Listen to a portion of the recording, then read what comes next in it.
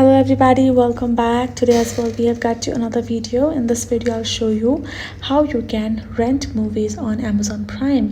But before that, please do make sure to like our video, subscribe our channel, and yes, without any further delay, let's get into it. So for that, all you gotta do is first of all simply access a particular Prime Video app on your mobile phone. Now simply go ahead, you're gonna find this kind of interface. For now we're simply gonna access our home once again, and this is how it's gonna appear. Now right over after, tap on the store option in the bottom and simply go ahead, choose the show or the movie that you would like to rent.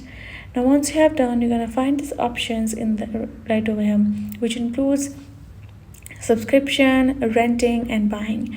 All you're going to do is tap on this rent movie option given over there. It will simply afterwards ask you the verification for you to provide the payment method to them. Once you have paid for it, you will be able to rent it, and then you will be able to watch it till the time. And once you're done, you can do that to any of the show as well. That is the process for you to do so. Hope this video was helpful to you all. Thank you so much for watching, and yes, I'll see you guys in our next video.